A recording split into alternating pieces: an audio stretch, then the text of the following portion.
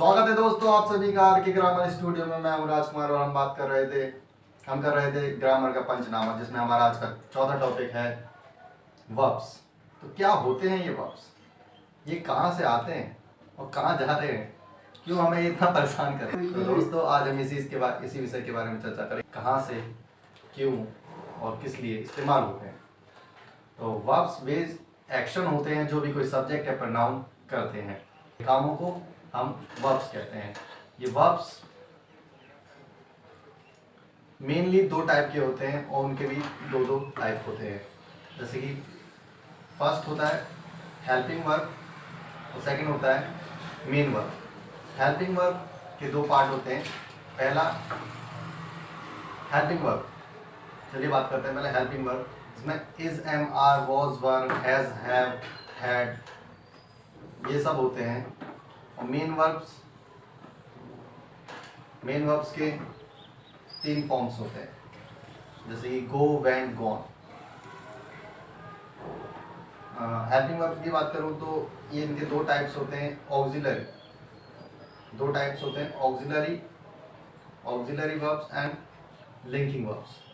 Auxiliary verbs ये is, am, are, was, वर जब main verb की हेल्प करते हैं तो उनको मदद करते हैं, तो इनको ऑक्सिलरी वर्ब्स कहा जाता है। और जब ये इज, एम, आर, वॉज, वर ये सब जब नाउन या प्रोनाउन के बारे में पूरी जानकारी नहीं दे पा रहे होते, ये एक एडजेक्टिव या नाउन के साथ जुड़ के मीनिंग दे पाते हैं, अकेले ये मीनिंग कोई नहीं दे पाते, तब इनको लिंकिंग वर्ड्स के नाम से जाना जाता है। और बात करूं मैं मेन वर्ब्स की, मेन वर्ब्स दो टाइप के होते हैं। पहला ट्रांजिटिव और दूसरा इंट्रांजिटिव। इंट्रांजिटिव वे वर्ब्स होती हैं जिनको हिंदी में असकर्मक क्रिया कहते हैं, मतलब जिनमें कर्म की जरूरत नहीं पड़ती। इंट्रांजिटिव वे वर्ड होते हैं जिनमें कर्म की आवश्यकता नहीं होती, मतलब ऑब्जेक्ट की हमें जरूरत नहीं पड़ती। और for example I laugh, I sleep. और अब मुझे इसके आगे ऑब्जेक्ट डालने की ज़रूरत नहीं पड़ी, मुझे मेरी मीनिंग सेंटेंस की क्लियर हो गई कि मैं सोता हूँ और मैं हंसता हूँ। और ट्रांजिटिव वर्ब्स वे होते हैं जिनमें हमें हिंदी में जिसे सकर्मक क्रिया कहते हैं, मतलब उस क्रिया के साथ हमें ऑब्जेक्ट लगाना कंपलसरी हो जाता है, नहीं तो सेंटेंस की मीनिंग क्लियर नहीं हो पाती। एग्जाम्पल लेता हूँ कि आई प्ले क्रिकेट। अगर मैं क्रिकेट नहीं लिखूंगा तो प्ले करता हूँ, मैं क्या प्ले करता हूँ, मैं क्या खेलता हूँ, मीनिंग क्लियर नहीं हो पा रही है। और उसी तरह से एक सेकंड एग्जाम्पल मैं देता हूँ, आई राइट अ लेटर।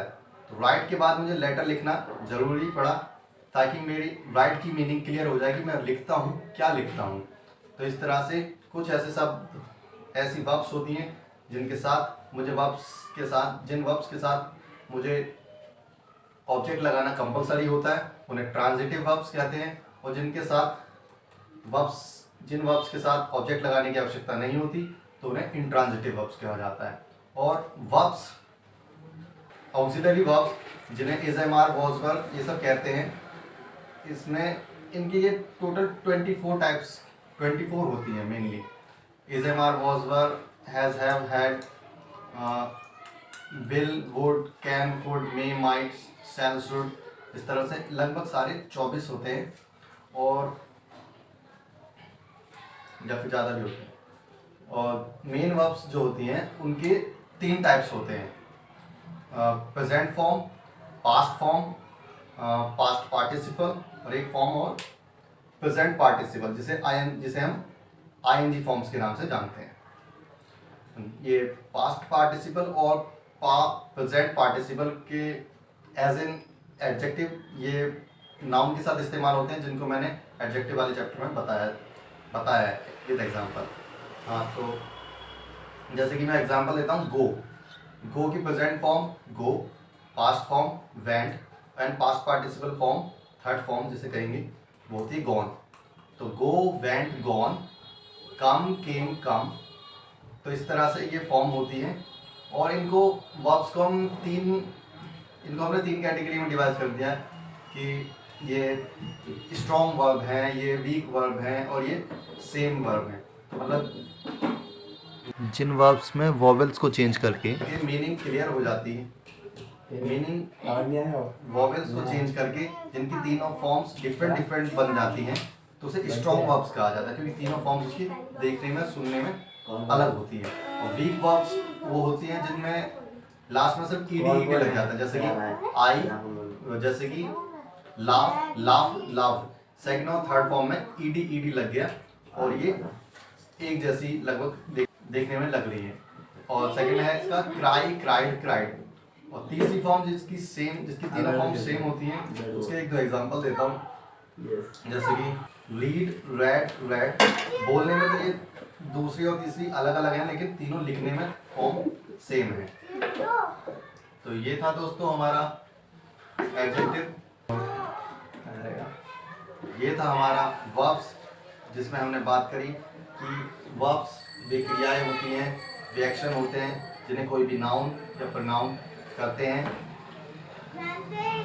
जिन शब्दों से किसी सेंटेंस में किसी काम का करना या होना पाया जाता है। और आपको एक आसान तरीका बताऊं किसी वर्ब्स को फाइंड करने का। हिंदी के किसी शब्द को हम कैसे पता करें कि ये नाउन, ये वर्ब है, ये क्रिया है। लास्ट में उस शब्द के लास्ट में ना लगता है, जैसे कि खाना खाना, गाना, पढ़ना, लास्ट में इनमें ना लग रहा है।